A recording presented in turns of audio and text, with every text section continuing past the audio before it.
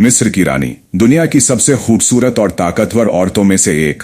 उसके पास दौलत थी, हुस्न था और एक ऐसा ताज था जो हर किसी का ख्वाब होता है। लेकिन उसका दिल एक गुलाम पर आ गया, ऐसा गुलाम जिसे देखकर महल की औरतें अपने होश खो बैठीं।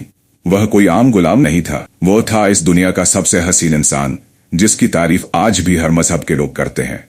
इस्लामी इतिहास की सबसे हसीन मोहब्बत की कहानी, जिसमें इश्क ने हर हद को पार किया। एक गुलाम जो बादशाह बना, एक मोहब्बत जो आज भी मिसाल बनी हुई है। आज हम आपको उस कहानी से रूबरू करवाने जा रहे हैं जिसमें मोहब्बत सिर्फ जिस्म नहीं, रूह से रूह का रिश्ता थी। यह सिर्फ एक दास्तान नहीं, एक पैगाम है कि सच्चा इश्क कभी भी किसी सरहद का मोहताज नहीं होता। मिस्र का वो जमाना था जब बादशाह के महल की रौनक देखते ही बनती थी। सोने चांदी से सजा वो शाही महल, जहां हर तरफ चमक दमक और ऐशो आराम का आलम था। लेकिन इस महल की असली शान थी एक नौजवान गुलाम, जिसका नाम था हजरत यूसुफ अलैहिस्सलाम।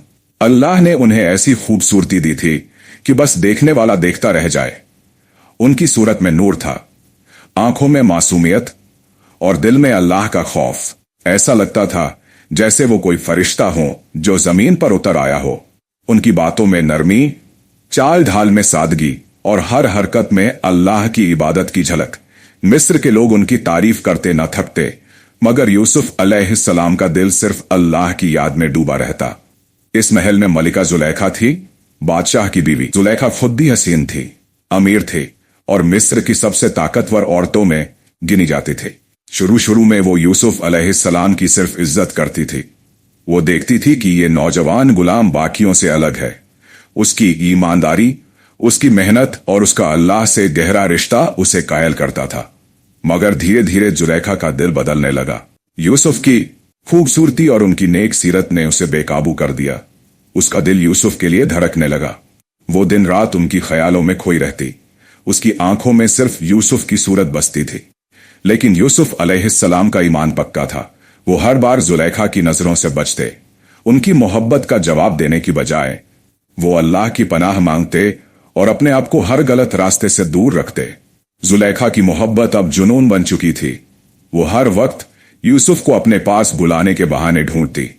कभी कोई काम बताती, कभी कोई सवाल पूछती, मगर यूसुफ अलैहिस्सलाम हर बार विनम्रता से उससे दूरी बनाए रखते। उनका दिल तो बस अल्लाह की इबादत में लगा रहता। वो हर गलत काम से नफरत करते थे। अल्लाह का खौफ उनकी रग में बसता था। वो जानते थे कि दुनिया की हर चीज फानी है और असली कामयाबी अल्लाह की रजा में है। लेकिन जुलेखा का जुनून बढ़ता ही जा रहा था। उसकी बेचैनी अब छिपाए नहीं छिप रही थी। मिस्र की गलियों में, बाजारों में और अमीरों की महफिलों में ये बातें होने लगीं कि मलिका जुलेखा अपने गुलाम यूसुफ से इश्क कर बैठी है। लोग कानाफूसी करने लगे। कुछ हंसते, कुछ ताने मारते और कुछ जुलेखा को इल्जाम देते कि वो इतनी बड़ी मलिका होकर एक गुलाम के पीछे पागल हो रही है। ये बातें जुलेखा के कानों तक पहुंची और उसका गुस्सा सातवें आसमान पर चढ़ गया। उसने ठान लिया कि वो अब सबको दिखा देगी कि यूसुफ अलैहिस्सलाम कोई आम इंसान नहीं है। उनकी खूबसूरती और शख्सियत ऐसी है कि कोई भी उनके सामने बेकाबू हो जाए। जुलेखा ने एक बड़ा प्लान बनाया। उसने मिस्र की सारी अमीर और हसीन औरतों को अपने महल में एक शानदार दावत पर बुलाया। उसने अपने महल को ऐसा सजवाया कि देखने वाले दंग रह जाएं। दीवारों पर सोने की नक्काशी, छत से लटकते चमचमाते झूमर, रेशमी पर्दों की लहरें और हर तरफ गुलाब और चमेली की खुशबू। महल का हर कोना जन्नत का नजारा पेश कर रहा था। दावत का इंतजाम इतना शाही था कि मिस्र में पहले कभी ऐसा नहीं देखा गया।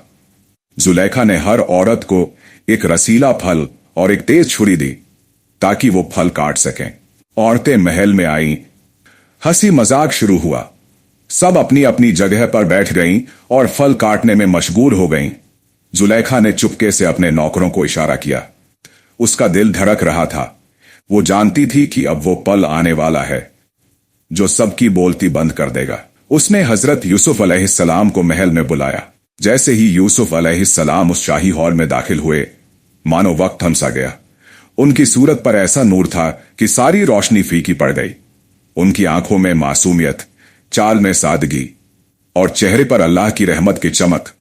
हर औरत ने जैसे अपनी सांसें रोक लीं। वो फल काटना भूल गई। उनकी नजरें सिर्फ यूसुफ पर टिक गईं। उनकी खूबसूरती इतनी बेमिसाल थी कि वो समझ ही नहीं पा रही थी कि ये कोई इंसान है या कोई फरिश्ता। उस सन्नाटे में अचानक कुछ औरतों की चीखें गूंजी। सबने देखा कि उनके हाथों से खून बह रहा था। हैरत की बात थी कि यूसुफ की खूबसूरती में खोई इन औरतों ने फल काटने की बजाय अपनी उंगलियां काट ली थीं। लेकिन किसी को दर्द का एहसास तक नहीं हुआ।